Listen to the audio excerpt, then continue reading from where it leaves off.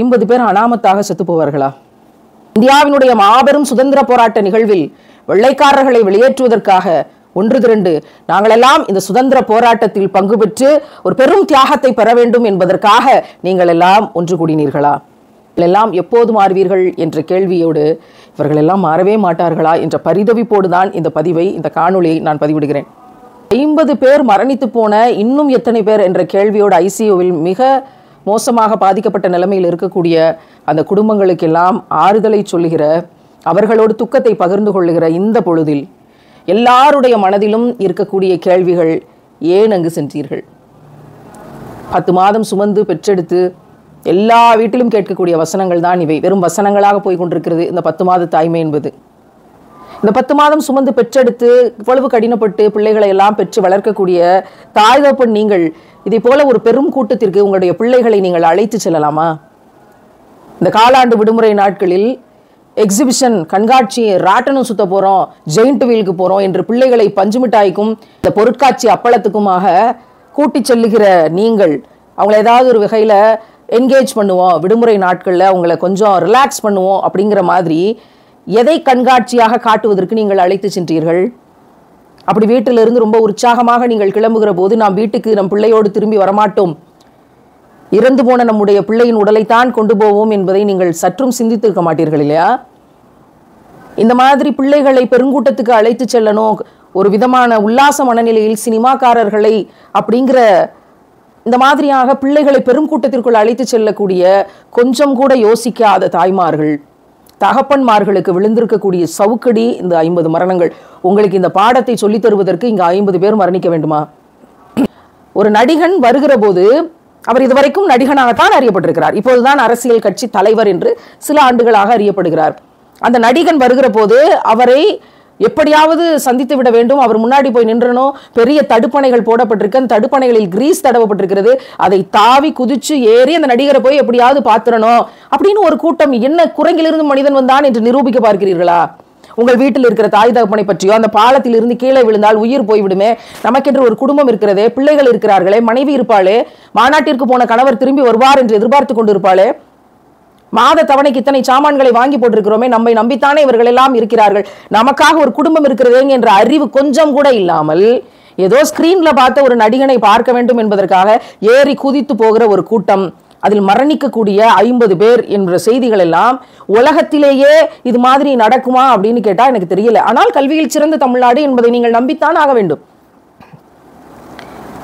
பிள்ளைகளை படிக்க வையுங்கள், பிள்ளைகளை வேலைக்கு அனுப்பாதீர்கள், வறுமையிலிருந்து வெளியே வர வேண்டும், வட்டிக்கு கடன் வாங்காதீர்கள், சுய உதவிக்குழுக்களை நம்பி ஏமாறாதீர்கள், அறிவு தெளிவு பெறுங்கள், உங்கள் பகுத்தறிவால் யோசியுங்கள், இவன் சொன்னான் அவன் சொன்னான் என்பதற்காக எதையும் ஏற்றுக்கொள்ளாதீர்கள், உங்களுக்கென்று ஒரு அறிவு இருக்கிறது, அந்த 6ஆம் அறிவை பயன்படுத்தி கேள்வி கேட்க பழகுங்கள் என்றெல்லாம் நமக்கு மக்களுக்கு சொல்லிக் கொடுத்தால் அவர்களுக்கு விளங்காது.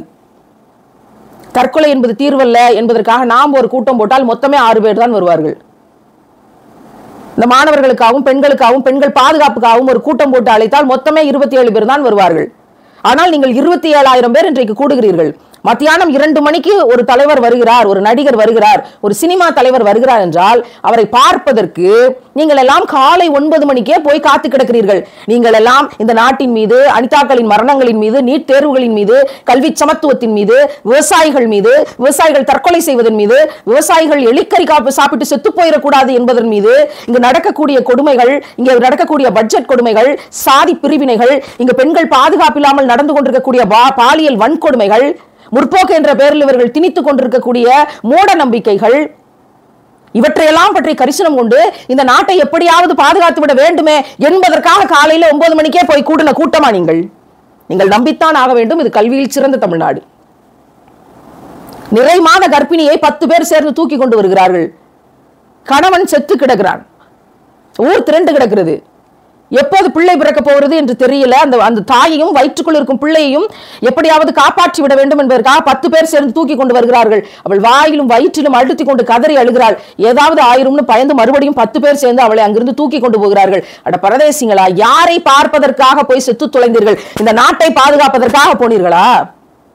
இந்த மக்களை பாதுகாப்பதற்காக போனீர்களா? நம்பித்தான் ஆக வேண்டும், இது கல்வியில் சிறந்த தமிழ்நாடு. அப்பா குவார்டர்லி எக்ஸாமுக்கு என்னை எங்கேயாவது வெளியே கூட்டிட்டு போங்கப்பா, சரிப்பா கூட்டிட்டு போறேன்பான்னு 7 வயசு பிள்ளையை தூக்கி கொண்டு இந்த கூட்டத்திற்கு போயிருக்கிறீர்களே, இந்த பிள்ளையை செத்த உடலை கொண்டு வந்து அடக்குவதற்கு முன்பாக கதறி கதறி அழுகிறீர்களே, உங்கள் பிள்ளையை உங்களால் காப்பாற்ற முடிந்ததா? இந்த நாட்டை காப்பாற்றுவதற்கு நீங்கள் போனீர்கள். யாரை நம்பி போனீர்கள்? வந்த தலைவரை பற்றியோ வந்த சினிமா நடிகரை பற்றியோ எங்களுக்கு எந்த விதமான கருத்தும் இல்லை. நீங்கள் யார்? இந்த நாட்டை காப்பாற்றுவதற்கு போனவர்களா? இந்த நாட்டின் மீது அக்கறை கொண்டவர்களா? இந்த நாட்டின் மீது அக்கறை கொண்ட மக்களின் பின்னால் போவதற்கு கூட்டம் இல்லை, நாதி இல்லை. அவர்களை பற்றி யோசிப்பதற்கு இங்கு ஒரு மனிதனுக்கும் எந்த விதமான ஞாபக ஆற்றலும் இல்லை.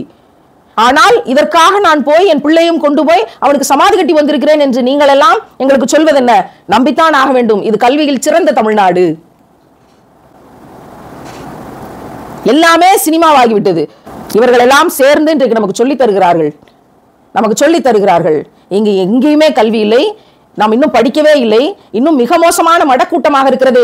அதனால் தானே பெரியார் 94 வயதிலும் மூத்திர பையை கையில் பிடித்துக் கொண்டு ஊர் ஊராக திரிந்தார். திரிந்தபடியே கடைசி கூட்டத்தில் பேசினார், பேசியபடியே அழுதார். நான் சாக போகிறேன் என்பதற்காக அழவில்லை, உங்களை எல்லாம் இன்னும் இப்படியே அறிவற்ற கூட்டமாக விட்டுவிட்டு செல்கிறேன் என்பதற்காக அழுகிறேன் என்று அழுதாரு. அவருடைய கண்ணீர் இன்னும் அப்படியே மிச்சம் இருக்கிறது. அவருடைய கண்ணீர் இன்னும் ஈரம் காயாமல் அப்படியே நிற்கிறது. நம்பித்தான் ஆக வேண்டும். இது கல்வியில் சிறந்த தமிழ்நாடு.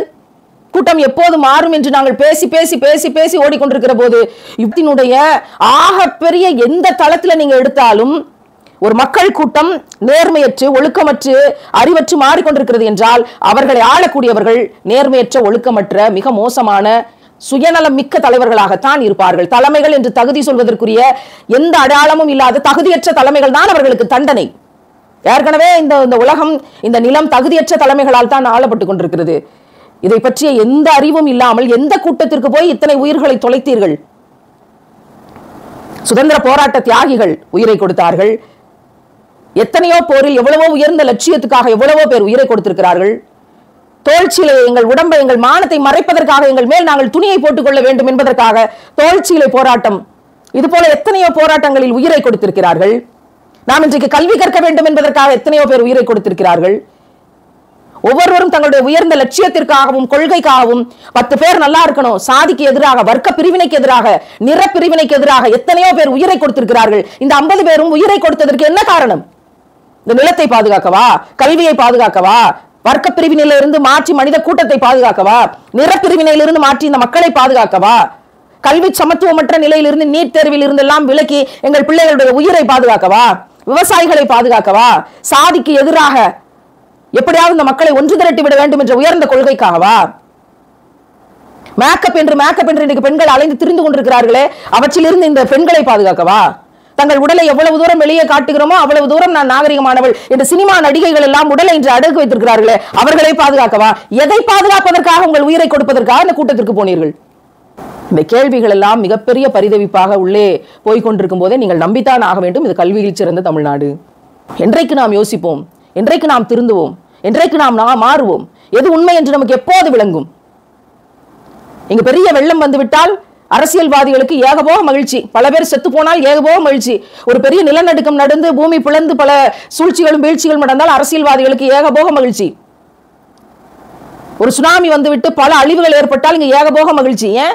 நிவாரண நிதி வருகிறது, அதிலிருந்து ஆட்டை போடலாம், ஏதோ ஒரு வகையில் இருந்து அரசியல் நடத்தி நம் ஆட்சியை கையில் வைத்துக் கொள்ளலாம். சினிமாவில் பார்த்திருக்கிறோம், நாங்கள் சிறுபிள்ளையாக இருக்கும் போது தேர்தல் வருகிற போது அணுகுண்டு வெடிக்கும், சினிமாவில் பார்த்திருக்கிறோம், நிஜத்தில் பார்க்கிறோம். இன்றைக்கு என்ன செய்வது? என்ன பேசுவது? நம்பித்தான் ஆக வேண்டும். கல்வியில் சிறந்த தமிழ்நாடு.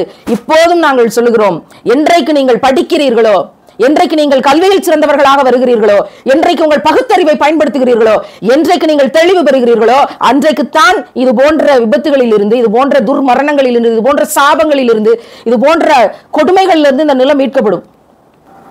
இந்த கூட்டம் எல்லாம் எப்போது அறிவு பெறும், எப்போது தெளிவு பெறும், எப்போது நிம்மதி பெறும் என்று நினைக்கிற போது மக்கள் எல்லாம் எப்போது அறிவு பெறுவார்கள், எப்போது பகுத்தறிவு பெறுவார்கள், எப்போது நிம்மதி பெறுவார்கள் என்று நினைக்கிற போது ஒரு பெரிய பெருமூச்சு, அதில் பரிதவிப்பு, அதில் ஏக்கம், பரிதவிப்பு, இப்படியே நாம் மரணிக்க வேண்டுமா என்று நினைக்கிற போது கண்ணீர் மட்டும்தான் வருகிறது. கண்ணீர் மட்டும்தான் வருகிறது. பொது புத்தி, அந்த பொது புத்திக்குள் இருந்து தனித்து நின்று அந்த ஒரு விதமான பொது புத்தியில இங்க நீதி என்பது அப்படியே சமாதி கட்டப்படுகிறது. எல்லாரும் பேசினா அதுதான் பேசுவோம். விதமான பொது புத்திக்குள்ளே இருந்து இதுதான் சரி என்று எல்லாரும் ஒரு பக்கம் சொல்றதுனால அது உண்மையாயிட முடியாது. கிட்டத்தட்ட அந்த நிலைமைக்கு தள்ளி நின்று பார்க்கக்கூடிய, உண்மையை உணரக்கூடியவர்கள் ஒரு சிலர் தான் இருக்கிறார்கள். அந்த ஒரு சிலரும் ஏதோ புறக்கணிக்கப்பட்ட, எல்லாரும் சேர்ந்து அவங்கள திட்டுறதுனால மட்டும் அவங்க பேசுறது உண்மை இல்லைன்னு ஆயிராது. ஒரு நாள் அது உண்மை என்று தெரிய வருகிற போது, ஐயோ இவர்கள் எல்லாம் மூடர்கள் என்று இவர்கள் ஒதுக்கி தள்ளினாங்களே அப்படின்னு இந்த உலகம் அறியும். இந்த உலகம் தட்டையாக இல்லை, உருண்டையாக இருக்கிறது அப்படின்னு ஒருத்தர் கண்டுபிடிக்கும் போது அவரை எப்படி பைத்தியக்காரத்தனமாக பேசுகிறார்கள் என்று எல்லோரும் சேர்ந்து அவரை கொலை செய்ய பார்த்தார்களோ, அவரை கழுவேற்ற விரும்பினார்களோ, அதே மாதிரி இன்னைக்கு சில பேர் உண்மையை கண்டுபிடித்து சொல்லுகிறார்கள், உண்மையை கண்டுபிடித்து பேசுகிறார்கள், எழுதுகிறார்கள். ஆனால் அவர்கள் எல்லாரும் இவ்வளவு மோசமாக நீங்க இருப்பீங்கன்னு நாங்கள் நினைக்கல, இவ்வளவு முட்டாள்தனமாக நீங்க இருப்பீங்கன்னு நினைக்கல அப்படின்னு எழுதக்கூடிய விடயங்களை எல்லாம் நம்ம பார்க்கிறோம். எப்படி அந்த கும்பகோணம் பள்ளியில 96 பிள்ளைகள் கருகி செத்து போன போது பழிப்பாவங்கள் அத்தனையும் சத்துணவு குறையின் மீது போடப்பட்டதோ, அப்படி இன்றைக்கு பழிப்பாவங்கள் அனைத்தும் ஏதோ ஒரு பக்கம் போடப்படும். ஆனால் இந்த நிலத்தில் நிச்சயமாக குற்றத்திற்கு இதுதான் காரணம் என்று நீதி கிடைத்துவிடும் என்று நாம் நினைத்தால் நம்மை போல முட்டாள்கள் இங்கு யாரும் கிடையாது.